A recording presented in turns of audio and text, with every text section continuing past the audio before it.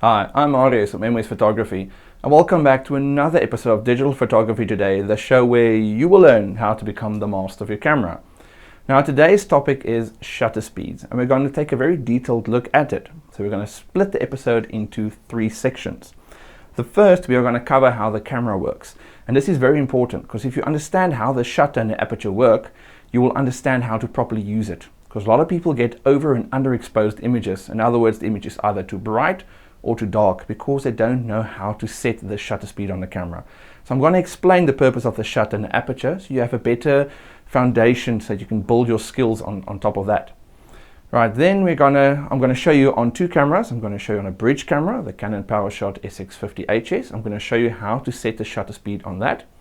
And then also on an entry-level Nikon SLR camera. So if you've got a SLR camera, no matter if it's a Canon or a Nikon, everything is going to basically be the same. It just changes how the screen looks and stuff like that. Otherwise, it's all the same. Okay, then we're going to go outside and we're going to take pictures at different shutter speeds so you can see how this effect changes your images so that you can become really creative with this. Okay, so the first thing we need to do is discuss how does the camera work? Why is there a shutter and an aperture? Now, when you take your camera and you press the shutter button down halfway, and that's when you take a picture. You look at your subject, you press the shutter button down halfway, the camera does two things. The first you already know, the camera is focusing, and then you're going to get like either beeping sound or an indication depending on your camera. Like on the Powershot, you'll get your little square indicating the camera is happy, you can now take the picture. So that's the first thing the camera does, it focuses. Then the camera is reading the light. So it measures the light so that your camera knows what settings it needs to choose. So if you are shooting in either auto or program, the camera has now been doing everything for you. So if the camera chose the shutter, the camera chose the aperture. So we now want to do that by ourselves. So that's the first thing we need to know. The camera measures light because we're going to need that information. You're going to see when I'm using the camera, only when I press the button down halfway, the camera is really measuring the light. If I leave it for a while, you'll notice that the shutter speed will be there, but the aperture will disappear because the camera is not reading the light anymore to determine what the settings should be. Okay, so now what is a shutter speed? A shutter speed is the amount of time that you allow light to enter the camera. This is very important. Your shutter speed is the amount of time that you allow light to enter the camera. So how does that work? If I take this camera now, and I'm not going to take a picture, the lens cap is on, I just want you to hear the difference in shutter speeds as I allow the camera for different time periods to take a picture. Okay, so if I take a very fast shutter speed, now a fast shutter speed is like 1000, 2000, 4000 and even 8000 of a second. Now this changes from camera to camera. Like this camera can go to 8000, your more cheaper cameras only go to 4000, your bridge cameras mostly only go to like 2000, some of them more. It depends from camera to camera. So if I take this camera and I go to the fastest, which is like 8000 of a second. Now if you listen to my lapel mic and you hear the camera, when I press the button, you can hear it's very quick. This is a fast shutter speed. So if I set it very fast, like 2000 or 4000 or 8000 of a second, the shutter will just go and it's taking the picture. So it's freezing movement. That's how you basically take your action photos, like your sports, where the people just stand very still and you can see like little pieces of grass in the air as they're tackling a ball and stuff like that. That's a very fast shutter speed. Now if I make the shutter speed slower, so I'm not going to make it 1 second. If I go to 1 second on the camera, it's going to sound like this. And you can see I'm taking my finger off the button. So I just press it.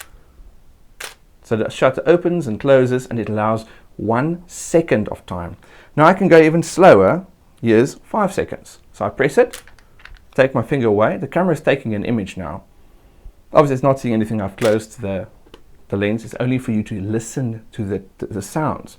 So that was 5 seconds. Now this thing can go to 30 seconds, which I'm not going to do because it's just going to be awkward while I'm looking at the camera for 30 seconds. Okay, so I can go up to 30 seconds on some of your bridge cameras. It's maybe like 10 seconds, 15 seconds. It depends from model to model.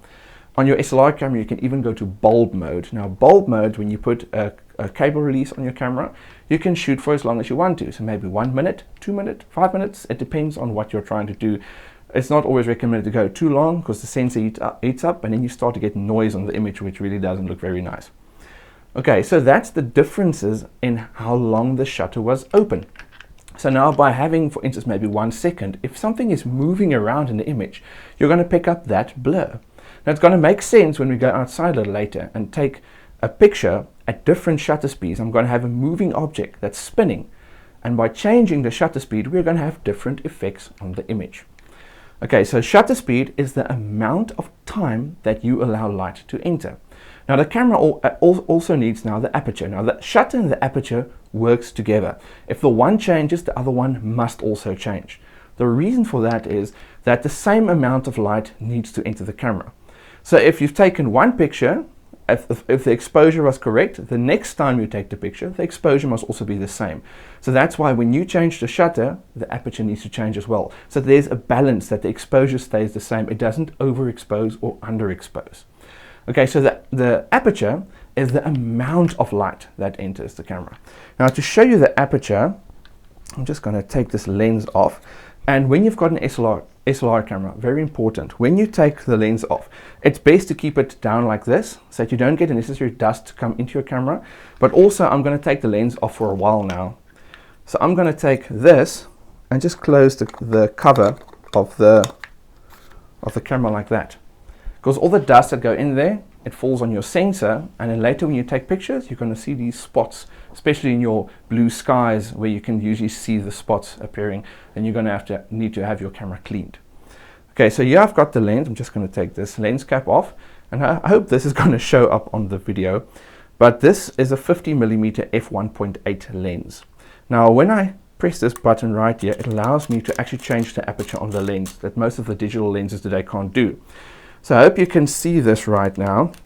While I'm changing the aperture, can you see that the lens is going open? Now it's open, fully open, and I'm closing it down.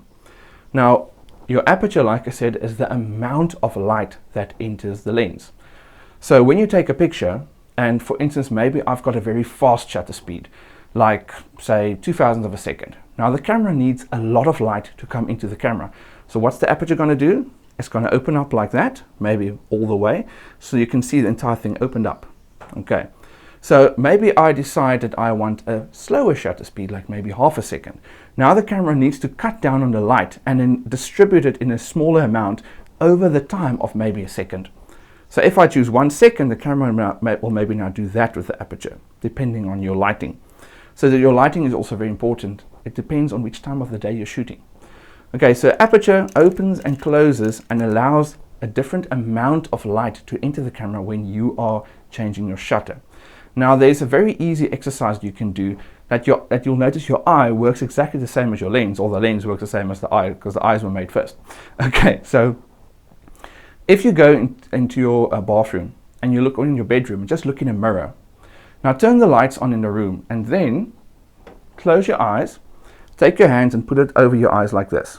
Okay, then because there's not a lot of light, what your eyes are going to do now, your pupils are going to become bigger because your eyes are trying to get more light in, but you've closed your eyes so there's not enough light, so your pupils will get bigger.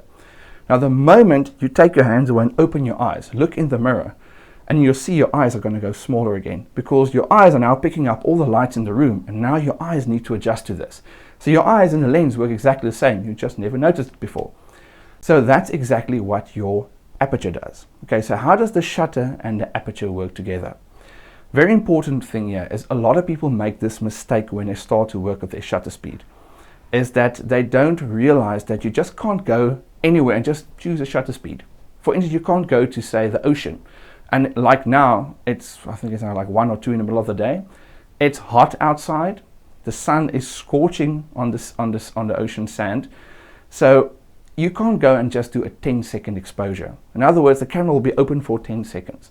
All that light is going to come into the camera, and your aperture won't be able to close down as far as needed to block all that light out.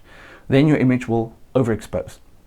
You cannot, for instance, go out at nighttime if it's pitch black outside and then only have like a street lamp and then decide you want to do an 8,000th of a second shutter speed. Your aperture will open up as far as it possibly can, but it will still not be enough to get the light in there to take the picture. Now the reason I'm stressing this point is that your camera will still take the picture, even if your setting is wrong. Okay, so the camera is not going to stop you from making a mistake. So what I'm going to show you soon when I look at the SLR and the bridge camera, I'm going to show you on the camera how the camera is warning you, because different cameras have got different ways of warning you that you are going to over or underexpose. So yeah, so just to recap, your shutter speed is the amount of time that you allow light to enter the camera, and your aperture is the amount of light that you allow to enter the camera. So your shutter is the amount of time that you allow, and the aperture is the amount of light that you allow to enter the camera, and those two need to work together. So once you understand that, and this also comes with a very important point I need to really stress, when you go out and you try this, if you don't get it right the first time, don't stress about it, just do it again. Practice, practice, practice. It's the only way that you will be able to properly use your shutter and your aperture, and eventually all the other stuff I'm going to show you. It all comes with the 3 magic words: practice, practice, and practice. So do it inside the house where there's maybe less light than outside. Then you're going to struggle to get the shutter speed that you want. Then go outside again where there's more light. And then you're going to have to work your way to get the right shutter speeds for the shot you want to take, because the lighting has changed. Because every picture you're going to take, your lighting is going to be different. So get used to it. And remember, from now on, because I'm showing you what your shutter speed is and how to use it, every picture you're going to take from now on, you are learning, because I've pointed you in the right direction. Okay, so now we are going to take a look at the Nikon D3100. The reason I'm using this camera is the back of the screen is really awesome.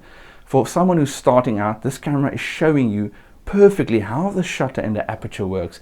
And I basically have this camera in the studio when people come for training to show them how that works, because my larger Nikon and Canon bodies don't have that settings at the back. So for teaching someone, this camera is really very easy to do that with. So let's have a look at the Nikon D3100.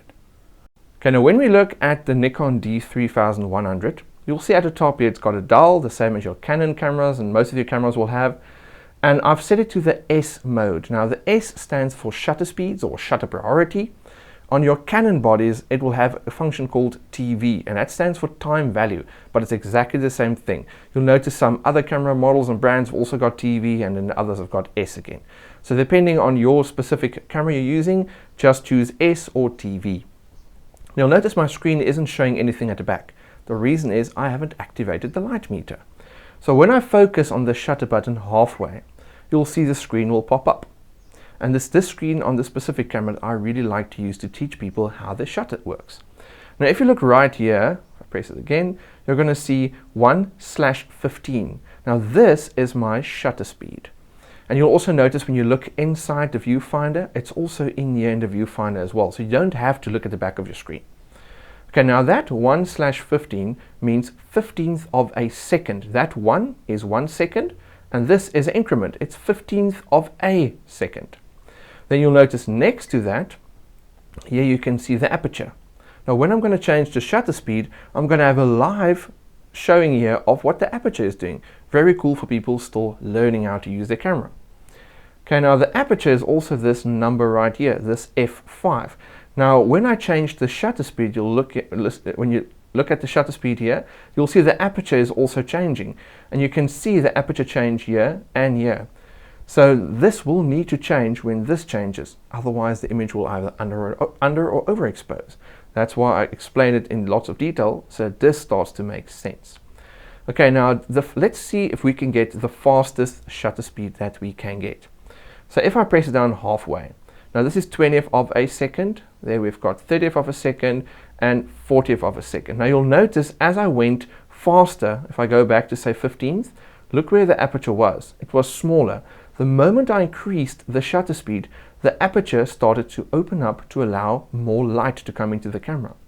When I reached the point where the aperture can't open up anymore, the camera is telling me subject is too dark, and here it says low. So it's telling me that the camera can't get enough light into the camera anymore because of the aperture's restriction. So if I continue increasing the shutter speed, the picture will just become darker and darker and darker. Now on your Canon SLR, you'll notice the shutter speed will be there, and next to it, your aperture, it will basically go to your lowest aperture number. Like for instance this one, it's now 3.5. So on your Canon body, it will show the 3.5, but then it will start to flicker. And the flickering is telling you, listen here, you are going too far, you are making mistakes. So that's just your warning signs. So if I'm going to continue, you'll also see a line right here. It's got a plus and a minus. The faster I go with the shutter speed, the more this line is going to the minus, telling me you are shooting underexposed. The picture won't be right. Now there is a way that we can increase the lighting, and we're going to use it outside, specifically with the Canon Powershot. It's going to make a lot more sense when you see it happen outside. But if I want to increase the shutter speed, it is possible to do. We just use our buddy system called the ISO. So I go to the info button here on this camera, the eye right there.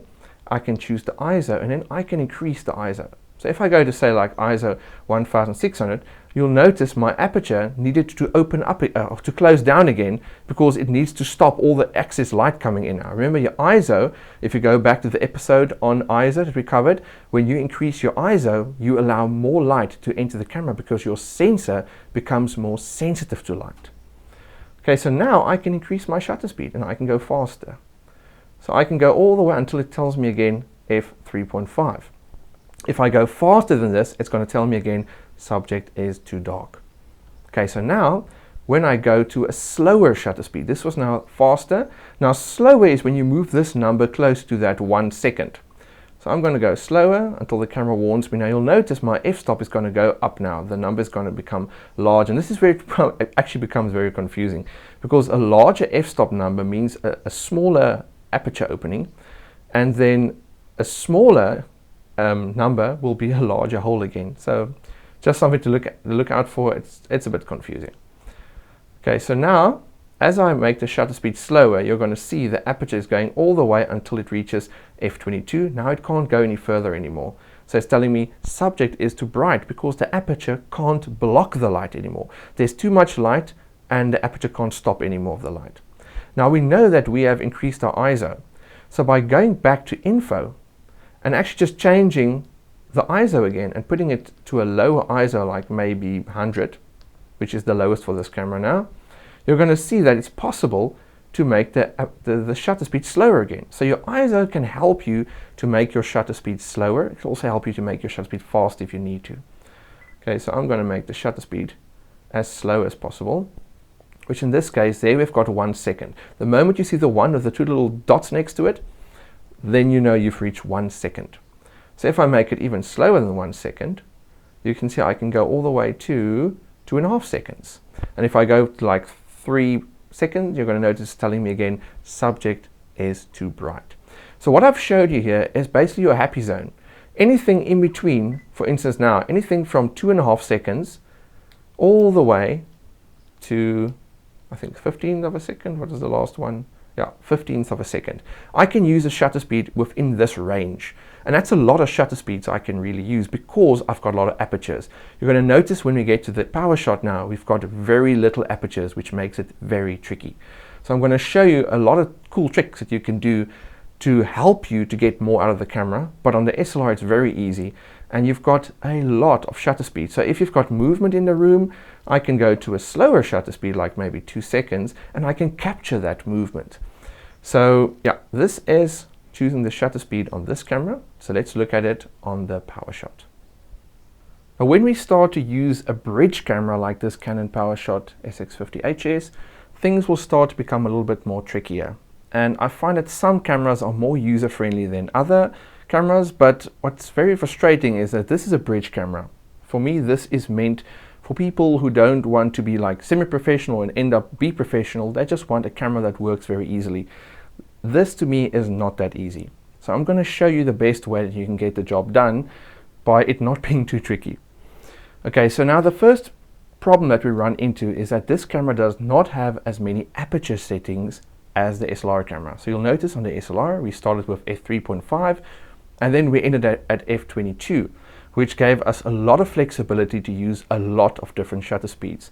This camera will not let us do that. Now at the moment you can see at the top I am set to TV for time value. You can also see it there. Now here you can see in the corner it says 1/30. Now that's 30th of a second. Now when you press the shutter button down halfway, you're going to tell the camera to measure the light, and it's going to tell you there, you'll notice it says f5.6. Okay, so that's the aperture. Now the problem that I have with this camera is that if I now choose a different shutter speed, maybe I say 250th of a second. You'll notice even if you hold down the shutter button halfway, the moment you let go, your aperture number disappears. So when I turn the dial, it only shows me the shutter speeds. It doesn't show me the aperture as it's counting and then in the end when it's stopping. So it's a little bit frustrating that you can't see what you're doing. So if I go like really fast for this camera now, say like 200th of a second, because we're in this dark room, or darkish room, you'll notice the picture gets a little bit darker and you can see an f3.4. If you remember, I said earlier that f3.4 is a small number, but the aperture is very wide open. So the camera is trying to get a lot of light into the camera at the moment, but it can't get more light in because the aperture is already at maximum capacity. It's opened up all it can. That's why it's a red 3.4. But now it doesn't tell me exactly how far I need to move back. So now I must take the shutter speed down, test again, see, okay, it's still 3.4, it's still not happy, test again, oh, it's 4.5, it's happy. Now this can become a little bit frustrating to do. So there's a workaround on this camera. If you take the TV and you move it to AV, now AV is for aperture, something which we're going to cover in 2 weeks, but this will show you very easily exactly how many apertures you've got and exactly how many shutter speeds you can use. So this is a very cool tip to find that out. So the smallest the smallest aperture I can use at this time is 3.4. You'll notice if I turn it that way, it doesn't do anything. If I turn it dial this way, I can move it all the way to f8. So the SLR camera gave us 3.5 to 22. This only gives us 3.4, 4, 4.5, 5, 5.6, 6.3, 7.1, and then f8. So it's definitely not a lot of flexibility compared to the SLR camera. You'll also notice the moment you zoom in. Look what happens when I zoom in. I'm going to zoom in very far now. You're going to notice it immediately jumps to 6.5. That is now my smallest. So now I can only use 6.5, 7.1, and 8. I've only got 3 apertures. This is not very nice. Okay, so I'm going to go back, zoomed out. You'll also notice this happens to the SLR camera as well. If you zoom in, your apertures are going to become a little bit less, but on the SLR you don't even notice it. On this, it is immediately noticeable. Okay, so what I can do to figure out exactly what my range is, like I said with the SLR, I want to know exactly from how fast to how slow can I choose a setting.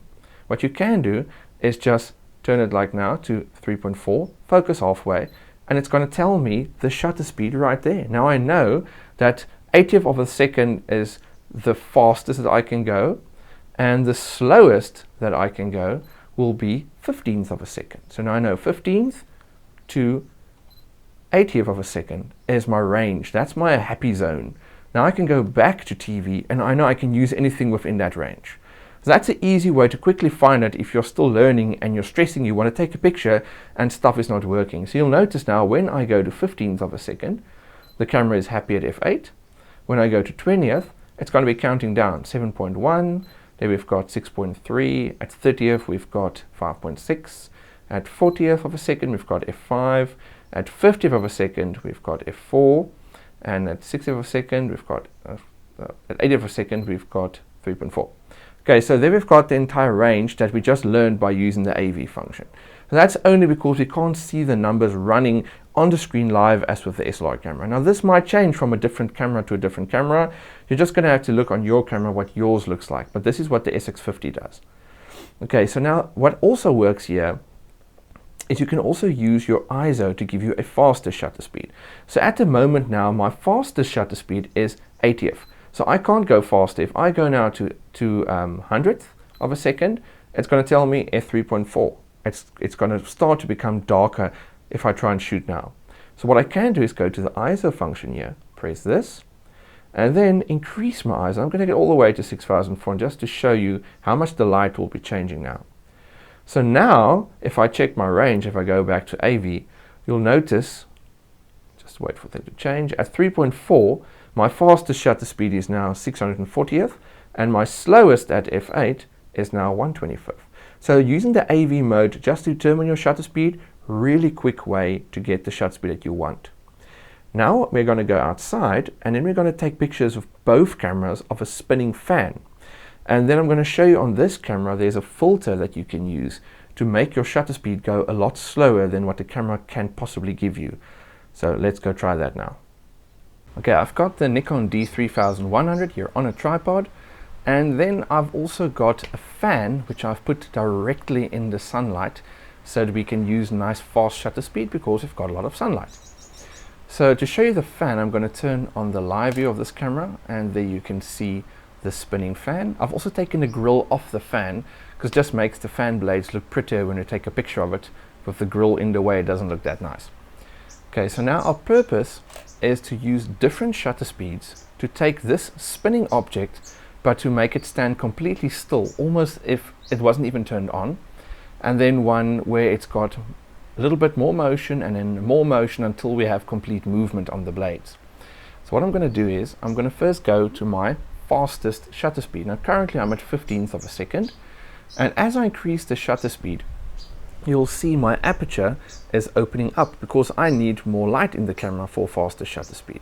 So notice how the aperture opens up until it comes to the point where it says subject is too dark. So if I go faster, the camera won't be able to get more light in, so it won't be able to take the picture.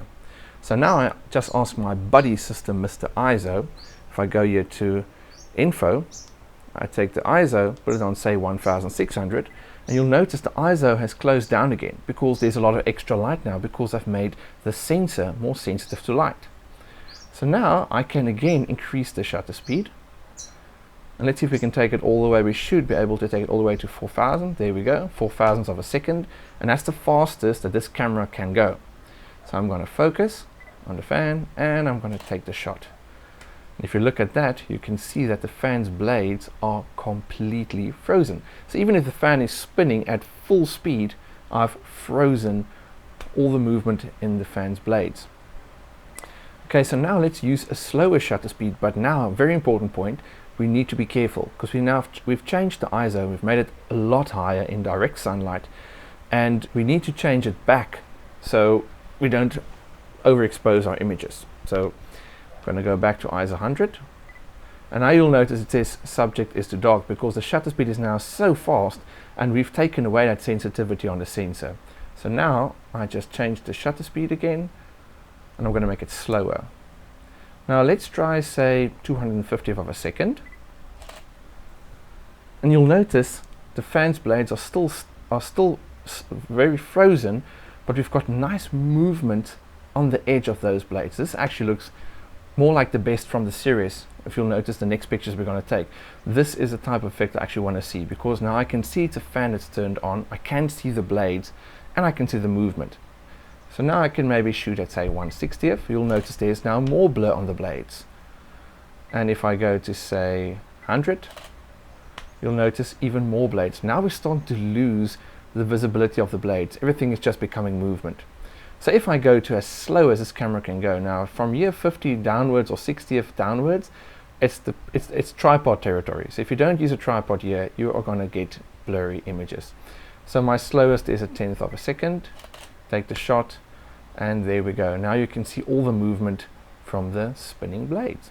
So that is how you use your shutter on the Nikon D3100 to get some pretty cool effects from one object that's spinning. So let's now do this on the SX50 HS Canon Powershot as well. Okay, I've got the Canon Powershot SX50 on a tripod, and you can see the fan is spinning right there.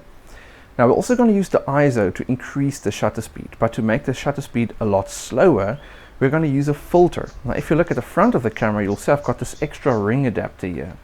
And in the episode on filters, I think it's episode 14, I'm going to cover this filter as well. So look forward to that episode. But I'm going to attach a filter to this mounting, which will block light so we can actually slow down the shutter because we don't have as many apertures on this camera that we had on the Nikon SLR camera.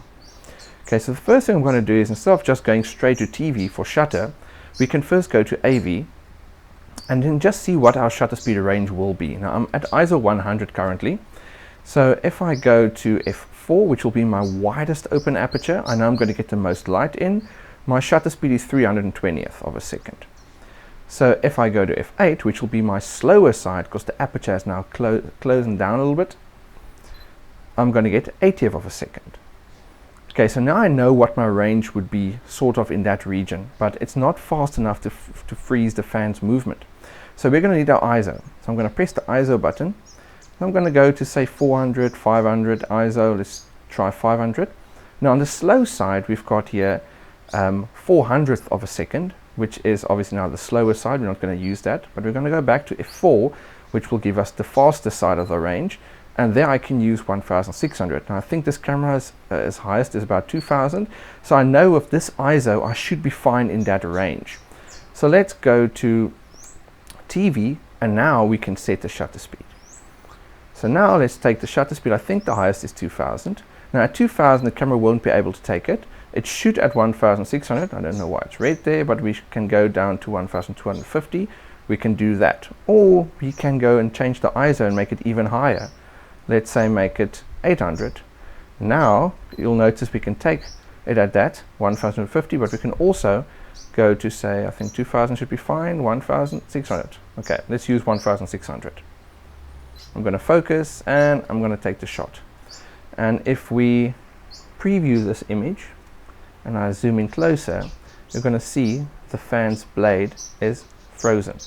Now to get that in between shot, I know I'm going to have to take down the ISO. So I'm going to go to ISO, and then I'm going to take the ISO down to say 100 again. And if I want to, I can go back to AV and I can see what my range will be. Just makes it quicker on this camera because the settings aren't live like on the SLR camera. So I know my fastest is 320th, and I know my slowest is 80th of a second. So let's now go back to TV because we know what our range is. And let's shoot the image at 250th of a second. So it's 1/250th. I'm going to focus and I'm going to shoot. So now we've got that image we had on the Nikon SLR as well, where if you look here, you can see the fan's blades are frozen, but we can also see movement on the edges.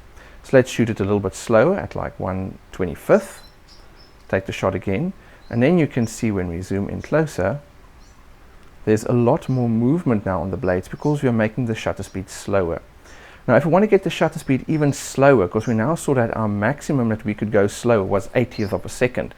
Because if I go back to AV and I go to f8, which will block the most light, you're going to see that my shutter speed 80th is the slowest. Now I want to go even slower than that. So I'm going to go back to TV, and then I'm going to take a filter. Now this is called an ND filter, or variable ND, and I'm just going to screw it into the front of the camera. Now the sun is shining here in my eyes, so I just want to see where the thread is. There we go.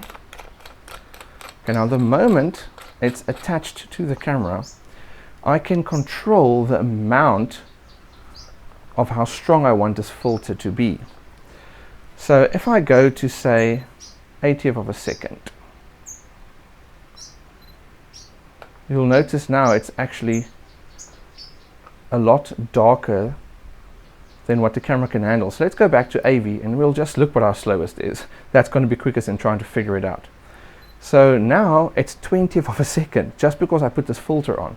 Now I can control, just want to see which way I should go. I can make it even darker if I want to. There we've got 1/4 of a second. And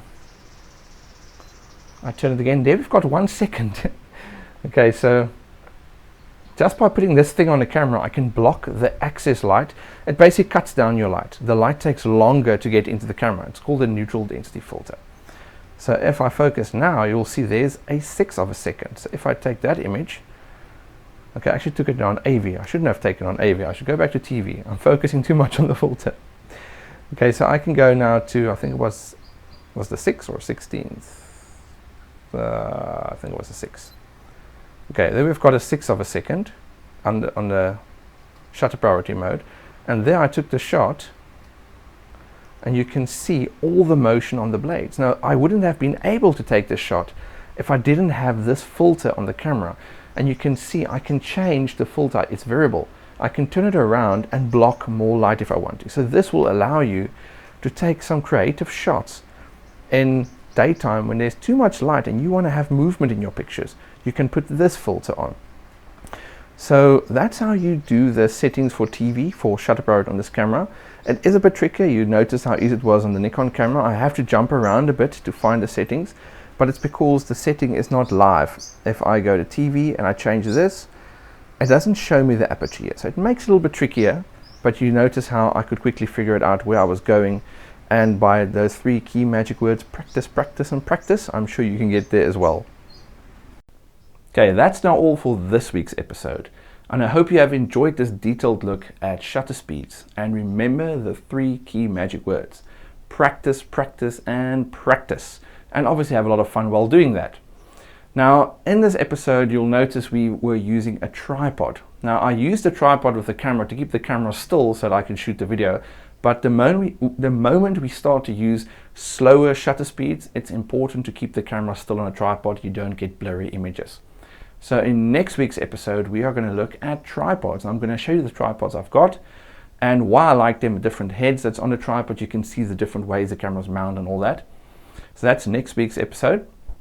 Then, if you have any photographic questions or camera-related questions, then send it to askmwest@mwest.co.za so that we can use that question for a future episode. Then, I know you've enjoyed this episode and can't wait for the next one, so press that subscribe button and get every episode as they come out. And then that's all from me for this week, and then I'll see you next week on the tripods video. Bye.